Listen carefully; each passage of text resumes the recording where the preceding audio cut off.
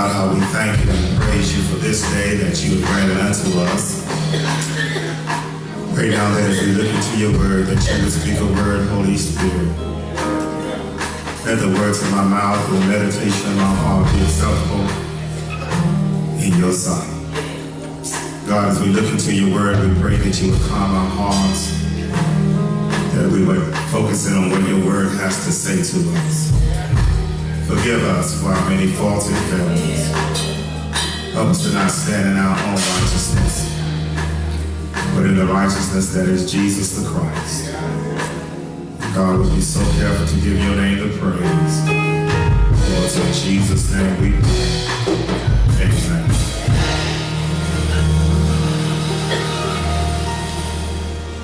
Amen. We bless the Lord for this day that the Lord has given to us. And thank our women for leading us in our worship today. We realize that many are challenged with this weekend being Memorial Day weekend, but we honor those who sacrificed for our country and our family reunions and graduation. But we thank them for being so faithful to come and to lead us in worship. And we thank God for your being here on this day.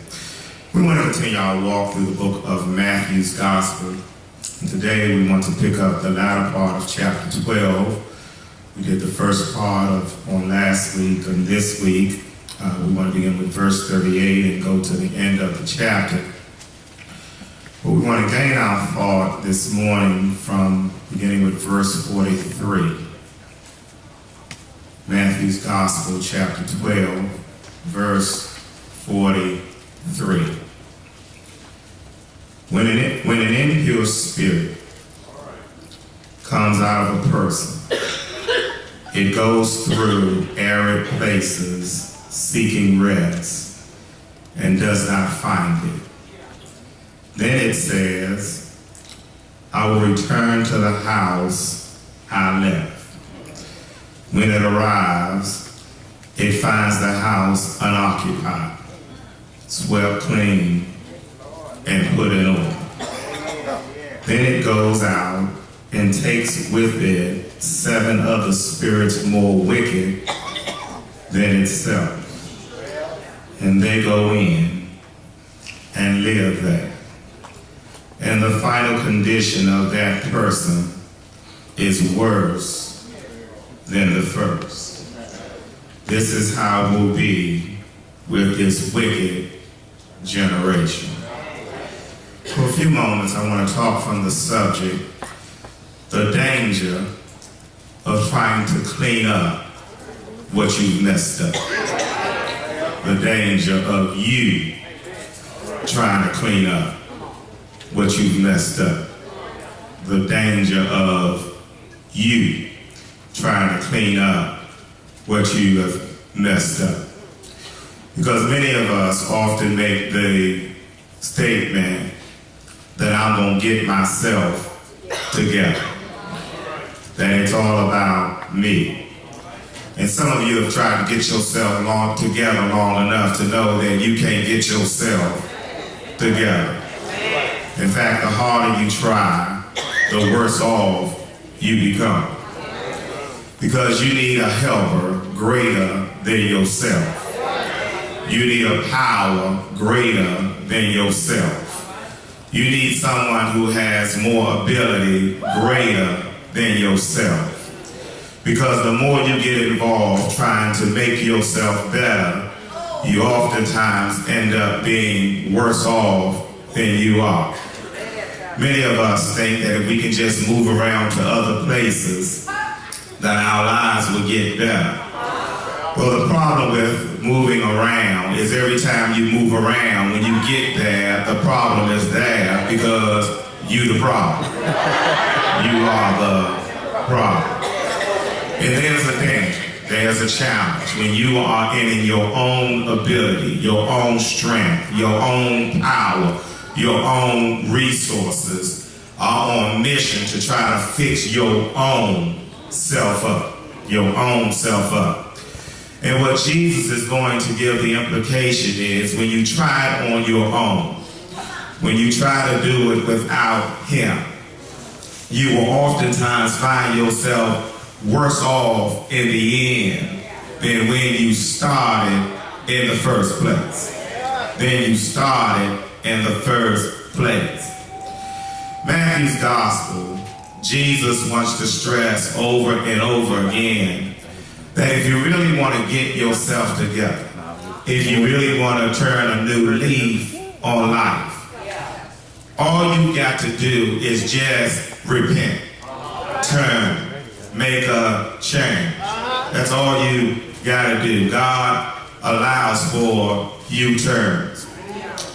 And what the devil wants you to believe is that you've messed up so long and so bad that God can't change you. God can't transform you. John came preaching a message, repent, for the kingdom of heaven is at hand. Repent, turn, change, because God has the ability to change your life. Jesus comes with the same message. Repent, turn, change from your ways, because the kingdom of heaven is at hand. What you are looking for is right here. We saw a few weeks ago when Jesus sends out his disciples. He sends out the 12 apostles with the message to let them know that no matter how messed up you are, you can repent. You can change. God allows you to have U-turns in your life. And when you make a U-turn in your life, you will find that God is right there for you. He is not there to condemn you, to put you down, to make you feel bad. He is there to lift you up, to help you to live a life better than you have ever lived before. And the reality is, when you come to him just as you are, when you come to him you can come to him just as you are. You can come to him just as you are. But as you come to him just as you are, he works it out so that you don't have to stay like you is. You don't have to stay the way you are. He has the power to change and transform you. In fact, all that he has been doing is letting, through his miracles as we walk through this book, is letting them know that God is right there for you. Doesn't matter what your condition is. As we saw a few weeks ago, he is a God that specializes in helping you overcome your issues. And as we saw, it doesn't matter how long you've had your issue. Doesn't matter how folks said you would not get out of your issue. God has the power, as he's demonstrated. It doesn't matter if you're blind, if you're deaf, if you're dumb, if you've had your dignity issue for many years. God specializes. He specializes in helping you to overcome the issues of your life. He has demonstrated that to the world around him. As Jesus is continuing his ministry and his mission, he has done that, as we've seen in the beginning of chapter 8, through the healings that he has performed. Chapter 8, we saw that he healed the man who had leprosy. He healed the centurion's servant. We saw that he healed the woman that had the issue of blood. We saw in chapter 8 that he healed Peter's mother-in-law. We saw that he healed those who were demon-possessed. We saw in chapter 9 that he forgives the man that was paralyzed, who could not move on. We saw, in chapter 9, verse 20, the woman that had the issue of blood for 12 long years. He healed her. Chapter 9, verse 27, whether you were blind, whether you were mute, Jesus would have the power to heal you. In fact, last week we saw that Jesus healed a man on the Sabbath who had a withered hand. Jesus has demonstrated his power over and over again through these miraculous signs. That it does not matter what your problem is.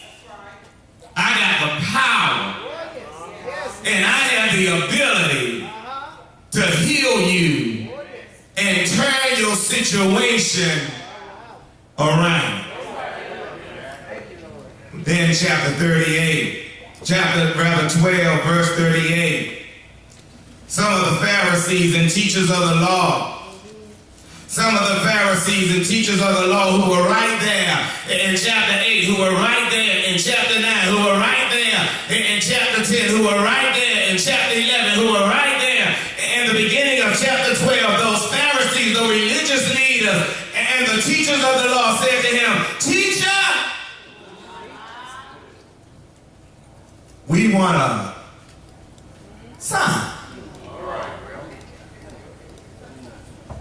What have I been giving you? Signs. You know what happened in chapter 9, verse 34, when Jesus healed, that they attributed him as being a part of the prince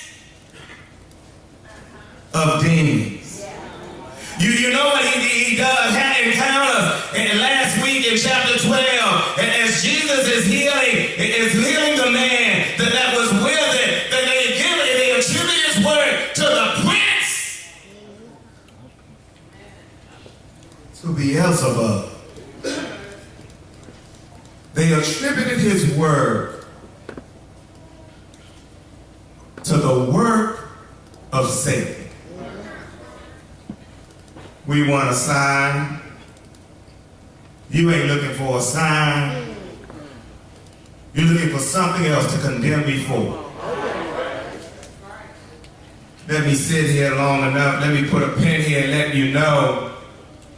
There are times when you do things for people as Jesus did. There are times when you go out of your way as Jesus did. That there are times when you help individuals like Jesus did. That there are times you're about making a difference in their lives like Jesus did. And in spite of all of your good work, and in spite of all of your kindness, in spite of all of your faithfulness, folk are going to demonize you. They are going to demonize you. We want a sign. No, you're not. You're not looking for a sign, because if you was looking for a sign, all you had to do was open your eyes. Yes, Jesus answers them in response, knowing that these individuals that are coming to him aren't really looking for a sign, because if they was really looking for a sign and looking for his ability, all they had to do was open their eyes, and they could see all around them lives that had been changed, individuals that had been changed, the situation had been changed. All they had to do was just open their eyes. Jesus says, a wicked and an adulterous generation asks for a sign. Always out there looking for what they can get. Always out there for looking for what they can get. But they are individuals that don't look to me for who I am. They are looking individuals who look to me only for what they can get out of me. And as long as I can get something out of you, we all right. Jesus says, but God is going to show you a sign.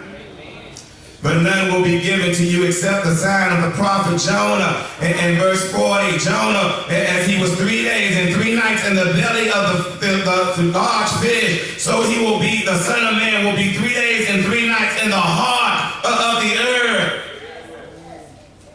The sign that will ultimately be of the resurrection.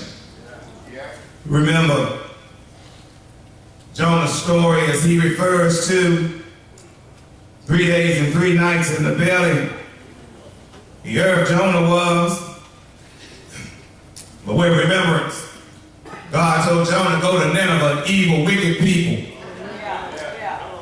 I know you don't like them, but I want you to go preach to them and tell them to turn from their wicked ways. If they don't get their lives together, I'm going to destroy them. Nineveh was a wicked city, and Jonah, being from Israel, hated the Ninevites, and he wanted them to die. He wanted them to be destroyed.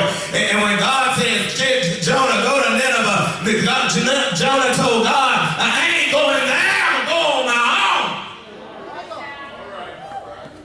pays the price, goes down to the belly, goes down into the ship, and God allows the ship to fall apart, and he ends up in the mouth of a whale. Jonah chapter 1 verse 17 says, the Lord provided a large fish to swallow Jonah. And Jonah was in the belly of the fish for 3 days and 3 nights. And from inside the belly of the fish he prayed. And after he prayed, chapter 2 verse 10 of the book of Jonah, the Lord allowed him to be vomited up on dry ground. But he was in the belly of the fish for 3 days and 3 nights. Symbolic of eventually Jesus will be in the ground. 3 days and 3 nights. What happened? We're going to see in a few moments, but while we're here in Jonah, what happened? What happened when Jonah preached to these Ninevites? That's all he did was just preach to them. Notice chapter 3 verse 4. Jonah went on a day's journey into the city, proclaiming 40 more days Nineveh would be destroyed. And the Ninevites believed God. They believed what God had said, that if we don't get our lives together. The warning, chapter 3 verse 6, reached the king of Nineveh. He rose from his throne and took off his robes, covered himself with sackcloth, and sat down because he knows we are in a mess. We are willing to change. Jesus, back in Matthew chapter 12. Matthew chapter 12, y'all looking for a sign? You saying that you can't believe unless you see something and God been showing you a whole lot of stuff and you still ain't seen it? Do you know what he says? Chapter 12, verse 41. The men of Nineveh will stand up at the judgment with this generation. And you know what they will be able to do? They will be able to condemn it, for they repented, not because they had miracles. They repented at the preaching. No, God didn't. They didn't have to see great and mighty things. But when Jonah came and said, you better get yourself together, you better change, you better turn from your wicked ways, you better repent. Because God ain't playing. God is going to judge in 40 more days and it's going to be over. He didn't do any miracles. All he did was preach. Here it is. God has done so many things for you. God has worked so many miracles for you. God has brought you out over and over again. God has made a way for you over and over again. In spite of all of God's goodness in your life, you're still going down the wrong path. Not recognizing that every time God does something great in your life, it's a sign that God is trying to tell you something. Oh yes, this nation will rise up. The Ninevites will rise up and they're going to condemn you because they didn't have any miracles, but they changed. But I want you to know, something greater than Jonah is here. A greater one than Jonah is here. God's kingdom is here. And preaching through the person of his son, Jesus Christ. And if you're not going to believe his son, who will you believe? Goes on, that's not only an example of what Jonah did with the Ninevites, and all they did was just heard the word and it changed their lives. They didn't get a sign, they didn't get a miracle. Chapter 12, verse 42, the queen of Sheba, the queen of the south, or the queen of Sheba, will rise in the judgment with this generation, and she will condemn it. And in 1 Kings chapter 10, verses 1 through 13, the queen of Sheba had heard all the great works that Solomon had done, and she left her home even as a heathen, because she wanted to hear it for herself. And just by hearing, she was changed. Going around talking about, God, I want you to do something, and I'm mad because you ain't did nothing for me lately. God says, let me tell you, I've discovered that the more you do for folk, the more they're going to want you to do. And even after you've done it all, they ain't going to appreciate you. No way. You're talking about you want a sign, and you'll repent if you see something different. Jesus would say, that's not the case. You'll believe me because of my word. And that's a word for somebody. Because some of y'all think just because you're doing stuff for folk, just because you go out of way for folk, just because you're trying to help folk, just because you take your money and try to help folk pay their bills that they can't pay themselves so they won't be out on the street, just because you go in your refrigerator and put some food on their table so that they won't be hungry, just because you go in your closet and put some clothes on their back so they can have something to wear, that they're going to appreciate you now. They're going to demonize you and talk about you anyhow.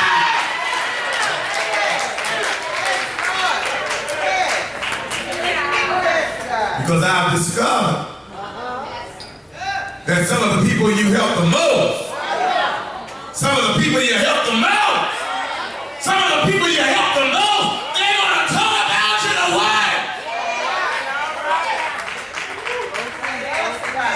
The very one you go out of your way for, that's the very one scandalizing your name. The very one that you took your money trying to help them pay your bills, that's the one that's going to talk about you ain't nothing, ain't trying to help nobody. It's all about you. And Jesus was saying, you won't need no sign, baby. I ain't got to do nothing for you. If you ain't going to accept me for who I am, you ain't going to accept me when I take my back trying to help you.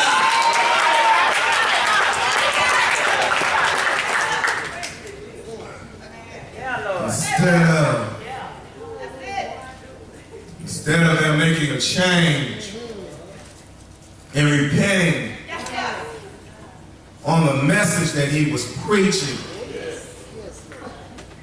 they were going around, Jesus, what have you done for me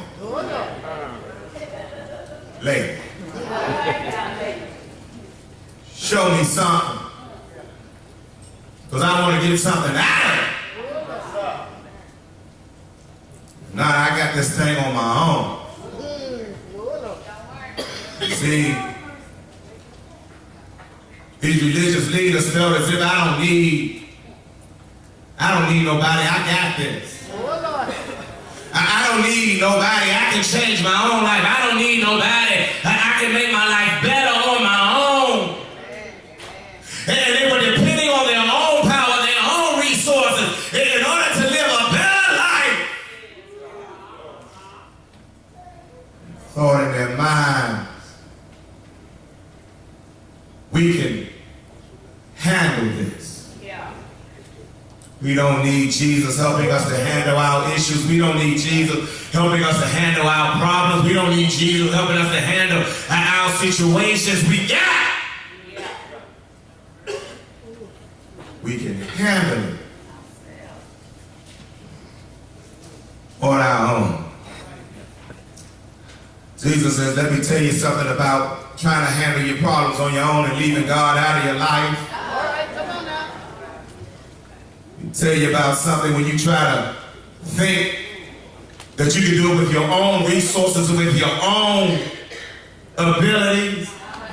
And the reality is, if you can handle your own problems, you shouldn't have been in the situation you're in there in the first place.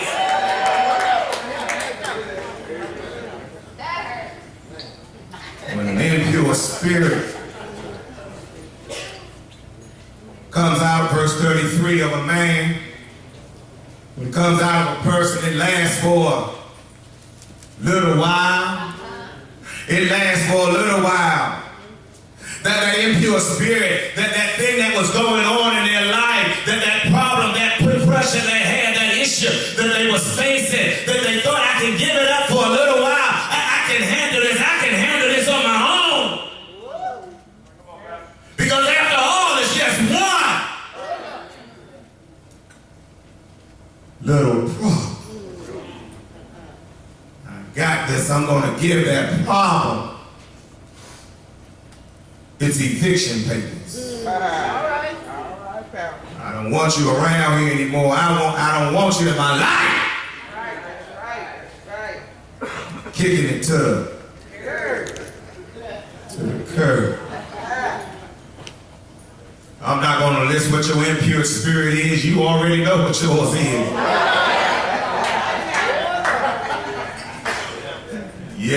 Yes, that impure spirit, that thing that is keeping me from doing all that I want to do, that thing that is keeping me from being all that I know I can be, that thing that I wrestle and I struggle with all night, that thing that is like a thorn in my side, that thing that is always hindering me, that thing that is always holding me back, that thing that I'm wrestling with, that thing that is my skeleton in the closet, that I don't want nobody to know about, that I'm struggling with.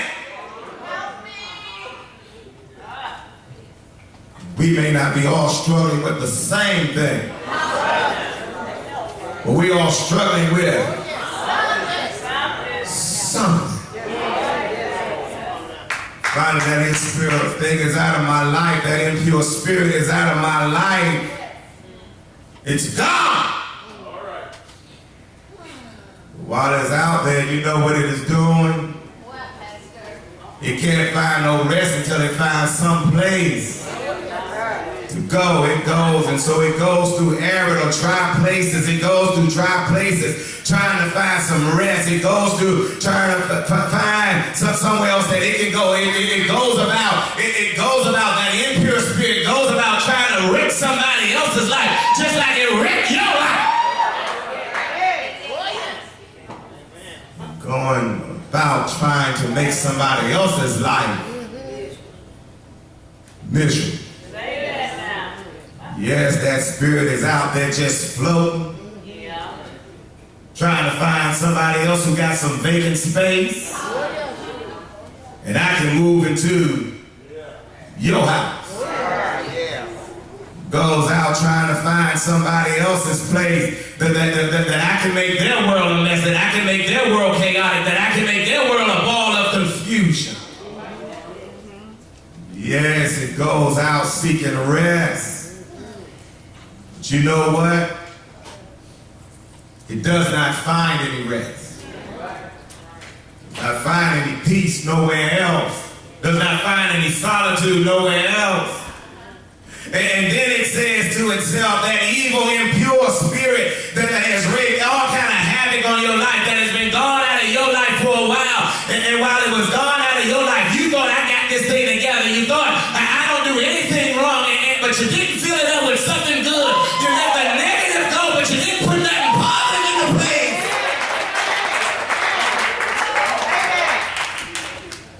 And you thought, if I can just stop something. But you left it empty, void. That impure spirit, you couldn't find nowhere else to go. For the sake of argument, let's just say it's drinking. Drank too much, or it could be drugs, it could be bed hopping. It could be gossiping, you name whatever you want it to be. It's unclean, couldn't find nowhere else to go. And while it's gone, your life, you think your life is all together. You think your life is perfect. You think your life has no issues. You think your life has no problems. Then it says, I can't find nowhere else to go. I guess I'll just go back home.